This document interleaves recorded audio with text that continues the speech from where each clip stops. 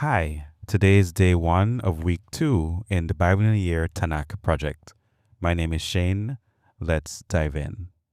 Genesis 25, the death of Abraham. Abraham married another wife whose name was Keturah. She gave birth to Zimran, Jokshan, Midian, Ishbak, and Shua. Jokshan was the father of Sheba and Dedan. Dedan's descendants were the Asherites, Letushites, and Leumites.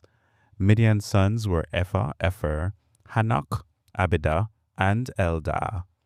These were all descendants of Abraham through Keturah. Abraham gave everything he owned to his son Isaac, but before he died, he gave gifts to the sons of his concubines and sent them off to a land in the east, away from Isaac.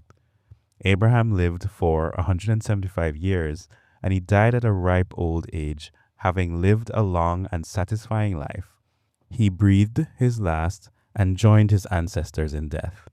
His sons Isaac and Ishmael buried him in the cave of Machpelah near Mamre, in the field of Ephron, son of Zophar the Hittite. This was the field Abraham had purchased from the Hittites, and where he had buried his wife Sarah. After Abraham's death, God blessed his son Isaac, who settled near Beer-lahai-roi in the Negev. Ishmael's descendants. This is the account of the family of Ishmael, the son of Abraham, through Hagar, Sarah's Egyptian servant. Here is a list by their names and clans of Ishmael's descendants. The oldest was Nebaioth, followed by Kedar, Adbeel, Mibsam, Mishma, Duma, Massa, Hadad, Tema, Jeter, Naphish, and Kedema. These 12 sons of Ishmael became the founders of 12 tribes named after them, listed according to the places they settled and camped. Ishmael lived for 137 years. Then he breathed his last and joined his ancestors in death. Ishmael's descendants occupied the region from Havilah to Shur, which is east of Egypt in the direction of Asher. There they lived in open hostility toward all their relatives. The births of Esau and Jacob. This is the account of the family of Isaac, the son of Abraham. When Isaac was 40 years old, he married Rebekah, the daughter of Bethuel, the Aramean, from Padan Aram, and the sister of Laban the Aramean. Isaac pleaded with the Lord on behalf of his wife because she was unable to have children. The Lord answered Isaac's prayer, and Rebekah became pregnant with twins. But the two children struggled with each other in her womb. So she went to ask the Lord about it. "Why is this happening to me?" she asked. And the Lord told her, "The sons in your womb will become two nations. From the very beginning, the two nations will be rivals. One nation will be stronger than the other, and your older son will serve your younger son." And when the time came to give birth, Rebekah discovered that she indeed had twins. The first one was very red at birth and covered with thick hair like a fur coat, so they named him Esau. Then the other twin was born with his hand grasping Esau's heel, so they named him Jacob. Isaac was 60 years old when the twins were born. Esau sells his birthright. As the boys grew up, Esau became a skillful hunter. He was an outdoorsman, but Jacob had a quiet temperament, preferring to stay at home. Isaac loved Esau because he enjoyed eating the wild game Esau brought home, but Rebekah loved Jacob.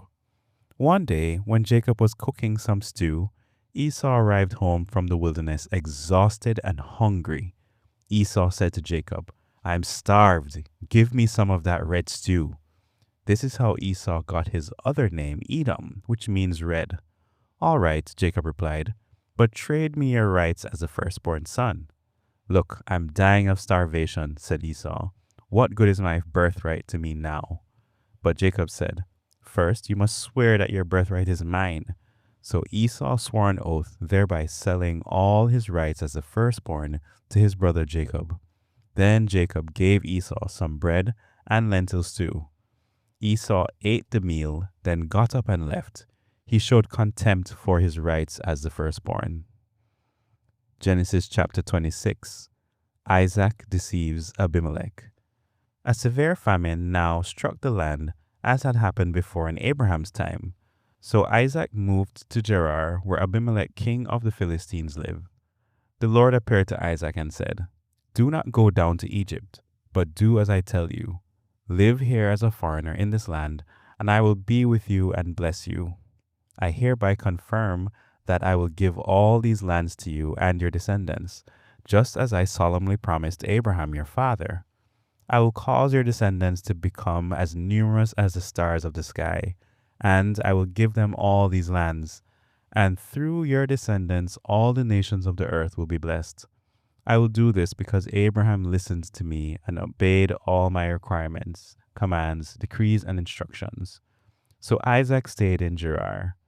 When the men who lived there asked Isaac about his wife, Rebekah, he said, "She's my sister." He was afraid to say, "She's my wife." He thought, "They will kill me to get her because she's so beautiful."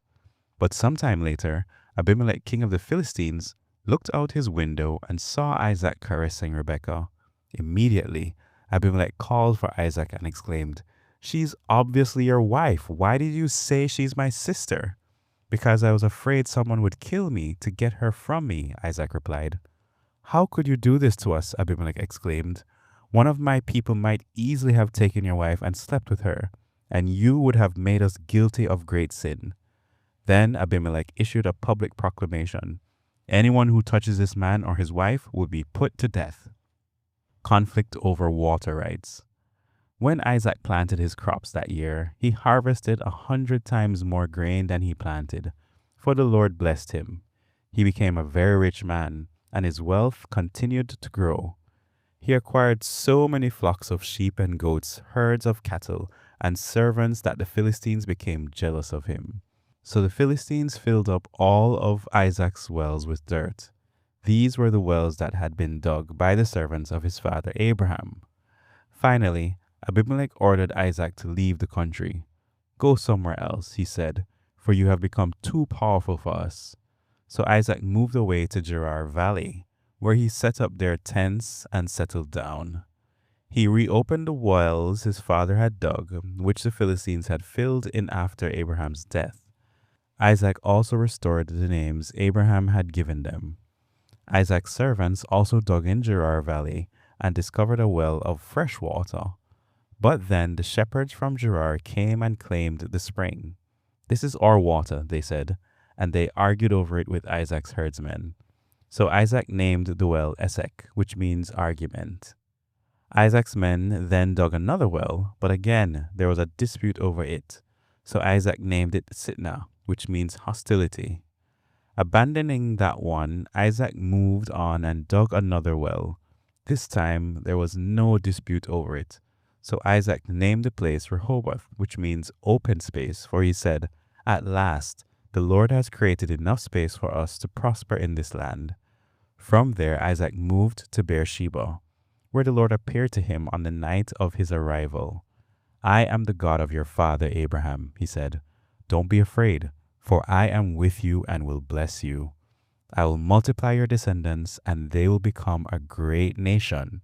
I will do this because of my promise to Abraham, my servant." Then Isaac built an altar there and worshipped the Lord. He set up his camp at that place, and his servants dug another well. Isaac's covenant with Abimelech. One day, King Abimelech came from Gerar with his advisor, Ahuzath, and also Pishkal, his army commander. "Why have you come here?" Isaac asked. "You obviously hate me, since you kicked me off your land." They replied, "We can plainly see that the Lord is with you. So we want to enter into a sworn treaty with you. Let's make a covenant. Swear that you will not harm us, just as we have never troubled you. We have always treated you well, and we sent you away from us in peace. And now look how the Lord has blessed you." So Isaac prepared a covenant feast to celebrate the treaty, and they ate and drank together. Early the next morning, they each took a solemn oath not to interfere with each other. Then Isaac sent them home again, and they left him in peace. That very day, Isaac's servants came and told him about a new well they had dug. "We found water," they exclaimed. So Isaac named the well Sheba, which means oath. And to this day, the town that grew up there is called Beersheba, which means well of the oath. At the age of 40, Esau married two Hittite women, Judith, the daughter of Beri, and Basemath, the daughter of Elon. But Esau's wives made life miserable for Isaac and Rebekah. Amen.